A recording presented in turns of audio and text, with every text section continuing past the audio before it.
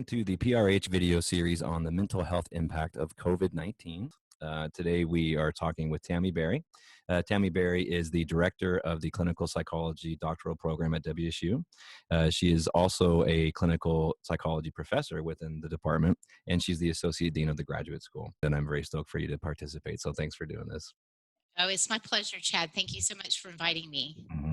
So Tammy is going to be talking about the pediatric impact specifically, the impact of mental health to children and other factors that we'll be kind of discussing through. So, so one thing just broadly to open it up is what kind of comes to mind. The question people want to know about is how is COVID-19 impacting kind of children psychologically? That is a very good question because I think we focus so much on the physical side of things with COVID-19. We need to keep in mind the mental health impact of this crisis and pandemic. And it really, kids are picking up on what we're paying attention to. So as parents are watching the news, monitoring what's going on, the kids are watching that too. They see those counts of the case tolls and the death tolls adding up, and they hear about all of the crises that are going on in different cities, and the warnings that previously routine activities are now dangerous, and that makes them very worried. And they also things seem uncertain, like when will I be able to go to the store with you again? When will I be able to go back to school? When will I able to be able to play with my friends down the street? Mm. That uncertainty also, it's ambiguous and leads to a lot of anxiety. We know that feeds anxiety. So it can really provide a lot of or increase anxiety. And I'm not talking about necessarily clinical diagnoses of anxiety disorders, but just increasing levels of anxiety to a level that's really hard for children to manage. And so it's important for parents to give information as much as they can, not to be honest with kids, explaining things in a developmentally appropriate way. Yeah, the CDC has a really good section about kind of one of the important things is what we model for our kids right now. Exactly. I was going Mhm. to mention that too. Modeling for them.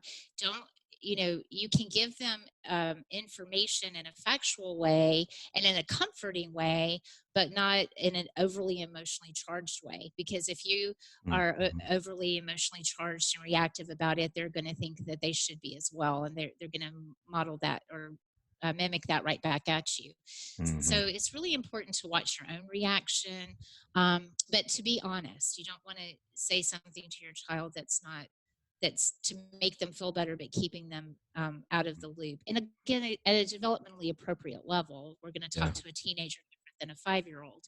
Mhm. But it's important to have these conversations with them and not assume that they're kids and don't care, that they're carefree about all of this. Mhm. Um, Another really important piece that comes up over and over in everything I'm reading about COVID-19, and this is true for adults too, we can all relate, is the missing out on our routines.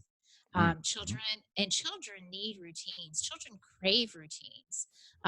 Children will do all kinds of things to get their parents to give them a routine. We actually know that, kids will act out more if they don't have a routine. They want boundaries, they want expectations. And so routines are out the window from where they were before all of this. And it's important that we work to establish a routine in our homes, to establish structure, um, to have kids have expectations that, there's all kinds of ideas that are out and resources that are out on the internet to setting up a daily schedule for them. At least for like the school day period. You don't want to schedule out every minute of every day, but like have chunks of their day that has some expectations and routine to it, so they're not Okay. just feeling kind of lost. Lack of routine also can breed anxiety, but also it can lead to depression because it's our if you think about behavioral activation and how that helps with depression, having things to do, having things that you're getting off your list, this is important for kids too. And Mhm. so we want them to feel like they're having expectations and accomplishments and getting some feedback about those throughout the day so that they don't have any depression, because that's the kinds of stuff they would have at school, is all of that expectation and structure. And speaking of that, I mean, so with kids being home, stuck at home, out of school often, what about the social impact? Yeah, that is a very great question. I mean, socially, the kids, it kind of probably affects them differently depending on their age.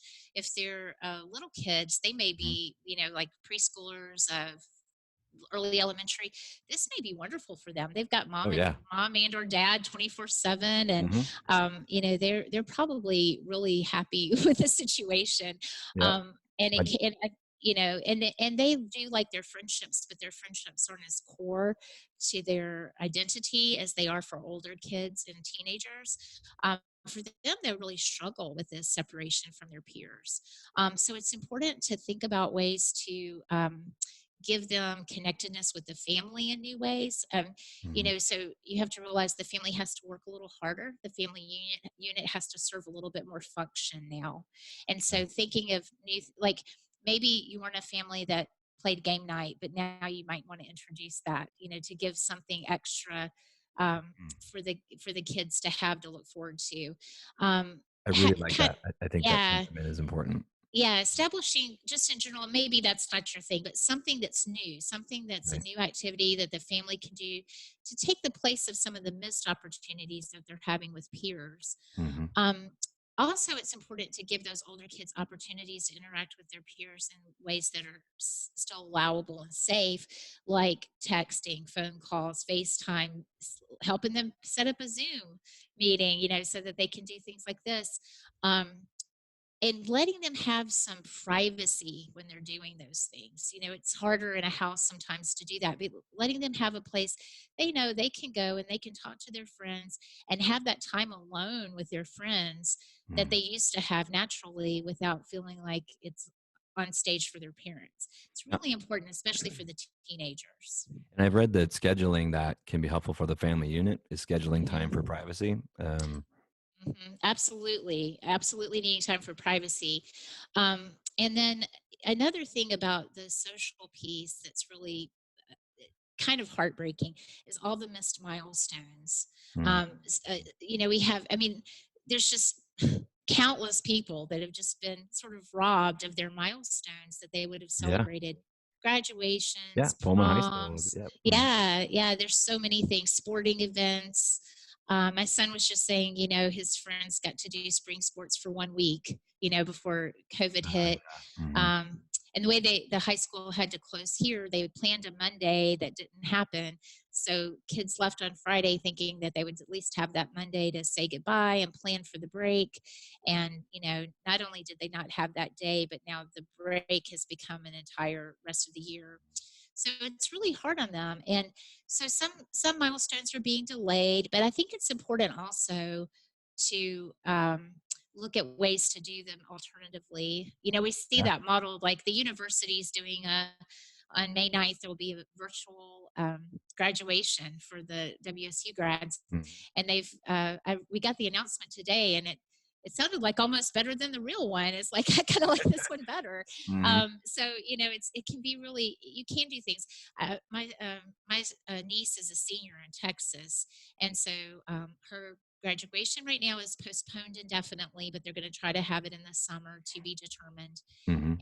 But her prom just got canceled, so they all got dressed up in their dresses, and the guys dressed up. I guess they didn't get to get their rented tuxes, but they got dressed up in what they had, and Mhm. they had a virtual prom on Zoom. And my sister took all these beautiful pictures of my niece and sent them to all of us, and so Mhm. we still have that. And it's sort of almost, if you think about it, some of these things can be unique and special. Right. And And memorable in their own way. and very memorable in their own way. So Mhm. just not letting those special moments pass without recognition is really important. Um, because there's just all kinds of things, big and small, that can affect how a kid reacts to the situation. Makes sense. Um, yeah, another thing about the social piece is that it's just important to remember how much social isolation and loneliness can lead to depression. Mhm. It's one of the key predictors of depression in young people and adults. And so we need to make sure we're monitoring that and, looking for ways to mitigate that Mhm. loneliness and helping kids feel more connected. during all And of this. yeah, because there's some new territory here with how long this extended impact has been. Um, Exactly, mhm. exactly. And all the while this is happening, even when we do things like we're doing right now with the Zoom, um, we're it's great. It's wonderful that we can do that, but we're missing out still on a lot of the subtle nuances and Yeah. interactions and responses that come from face-to-face interaction. Um, I ran into some friends from work while we were walking dogs, so we didn't plan it, but we passed each other. And it's like we get to talk, but it wasn't normal Mhm. because we're staying apart and, uh, not getting, I would normally hug them. And I didn't Mhm. do that, obviously. I wouldn't do that. But it's just we're having to act in ways that isn't typical. And so it's Yeah. important to realize that every time we're doing that, this is causing a little bit of a dissonance for us. We have this drive to react and act in one way socially, and we're doing something that's inconsistent with our tendencies, Mhm. and that dissonance causes anxiety and causes doubt and depression. I mean, even in an implicit kind of subconscious way, that can add to all of that. So it's important to recognize that even in these interactions that we're substituting, they're different and it can be impacting. And Tammy, I think about too what you're saying with like as adults, we've had a developmental lifetime to learn some of those social nuances, but for Yeah. kids with this extended period, at what point does it start to impact some of the learning about the social kind of pragmatics? Yeah, that is a wonderful question. And I actually was reading, we don't know yet. Mhm. The science is out on that, but there are these key developmental periods during childhood where different social um, skills are, because we do learn social skills implicitly. We don't go through social skills class, so Well, it should. we Yeah. learn that. Yeah, well, Mhm. maybe. But we learn them through these, just going out and having relationships and getting feedback from those relationships. And so missing out on those, and especially if it becomes more and more extended, is going to have a potential impact on kids. And it Mhm. might and the impact would probably depend on their own social developmental level at the time. um, and then there's some kids who socially might benefit from this situation, in the sense that if they tend to be more introverted, if social situations cause them a lot of anxiety, they're having a break from that. They're getting to be pulled out of situations that might be every day very, very demanding on them. um, or if they're a child who's very bullied in social situations, they're also being removed from that bullying situation. So there's Some silver lots of linings. Mhm. there's some of that. And I don't think that that's the we don't want you know sheltering in place to be the cure for social Sure. anxiety or bullying or something. But Sure. it is probably putting a pause button on situations that might have been really anxiety provoking for some kids Mhm. before COVID. Yeah. um, but on the flip side of that, I'd be remiss not to mention that it also is putting some kids at much greater risk if they were in homes that might have a tendency toward domestic violence, Mhm. either where the kid's a witness or a target, physical or Mhm. abuse or neglect. So it just kind of underscores that if anyone's aware or concerned about that, to be sure to report that, because with these situations, children are placed in these, they're not able to get out and be seen, by other people, Mhm. if they're, at risk at a certain time. That's a really good point. There was a recent podcast that we did here at the hospital. Spoke to about how alcohol sales are up and deliveries are up, and what comes Hmm. with that, as we know, is some of those risk related areas. And so, being stuck at home, it's good to be aware of it and kind of take action and support when it's feasible. Right. Yeah. Yeah. Um, the time wise, I could talk to you all day, Tammy. So if we're Yeah. um, but I aside from the social impact, the psychological impact, I do want to briefly ask about kind of the academic impact. Um, Yeah, and I'll be a little more brief here. We're all having, the teachers, first of all, have done a wonderful job moving everything to online in a short amount of time. It's absolutely amazing how wonderful that they've addressed it and tried to stay connected with their kids. But at the end of the day, parents are going to have to help their children navigate all of this new learning online experience. They're probably going to have to get check-ins, get monitored, maybe get help that they wouldn't necessarily need with homework usually, but now they're learning and doing the homework at home, so they might need a little extra help. So I think parents realizing that's really important. I also want parents to remember that the teachers still are teaching and they're available for you and your children. And even though that we can't come face to face, I know my experience already as a parent is the teachers have been extremely responsive. I've never gotten emails back so quick from teachers because they're just ready, to do it. So, Mhm. um, it's just it's important to be for parents to realize they got to be there for their kids a little bit more with this.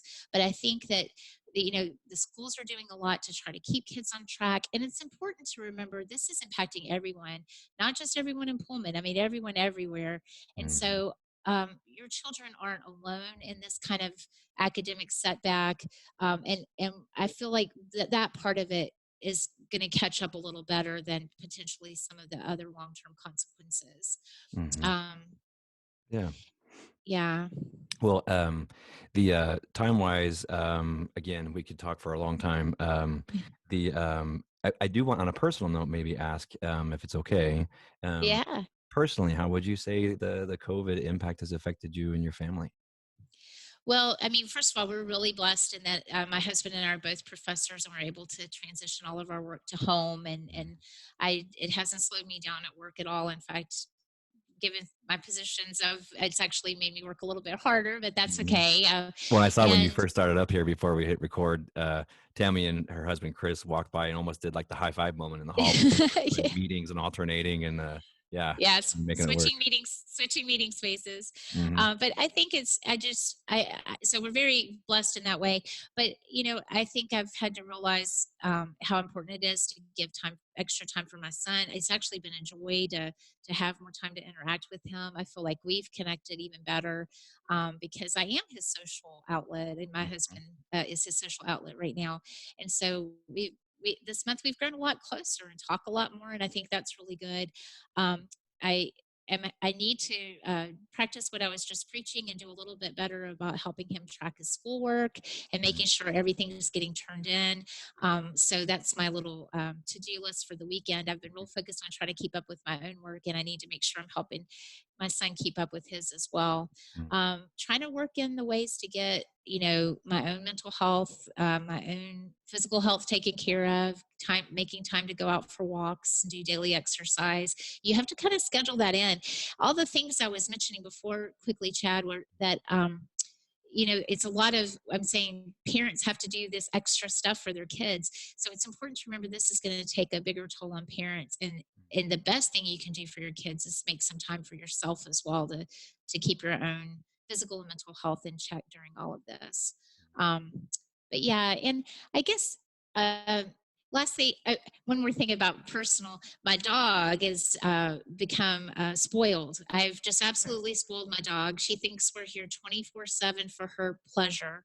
Mm. I'm surprised we were able to get through this little interview without her coming up and needing something. But She probably knows she's that get, you owe her then. Yeah. yeah, she's definitely going to have separation anxiety when things go back to normal. So we'll have to get her weaned off of us all over again. But I think the important thing to think about with COVID and children is that we don't know yet the long-term impacts, but science and time will tell. We're going to have to expect that there might be some, though. We're going to have to pay attention to that. There's going to be research on this. Because just because things go back to normal don't mean that there's not a lasting impact from what has happened. And the longer it happens, the more that might be the case.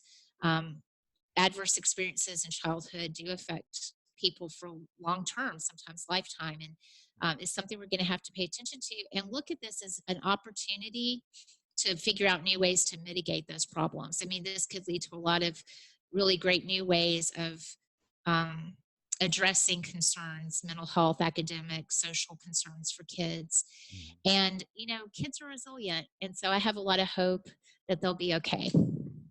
And you were mentioning before we were chatting, before we started up, about ACEs and kind of that. It reminds me of what you were just saying about the how the you were mentioning that typically we look at that as an individual event, Uh, Right. and I found that really interesting, but we didn't finish that. So I don't know if you want to speak to that. Yeah, Um, sure. Yeah, adverse childhood experiences we usually do think of as being an individual event. It's something idiosyncratic that happens to a person, some kind of trauma, mhm. or other disadvantaged situation. But in this case, COVID 19 and all of the management around it, because it's the crisis management in some ways that's traumatic for the kids. They may not even ever get it or know anyone that gets it, but their lives have been impacted nonetheless.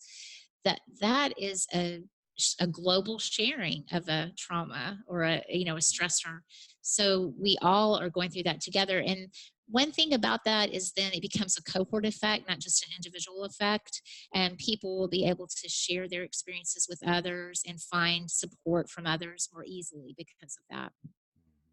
Yeah, it's and you mentioned earlier too about how science will tell too over time about some of the nuances, and it makes me think about after 9/11 and research that came out Mhm. about forced debriefing and how that's iatrogenic and things like that. And so now Right. that it's a lot of this is pretty equal experience, and of course there's people just like with 9/11 that are going to have more direct acute trauma, things like that. But like the cohort piece, like you mentioned, it'll be interesting what we glean from this as far as like Yes. to learn. Yes. Mhm. Well, Tammy, thank you very much for the interview, and as always, it's lovely talking to you. And It's great talking to you too, Chad. Thank you. yeah, all right, take care. Bye. Okay. Bye bye.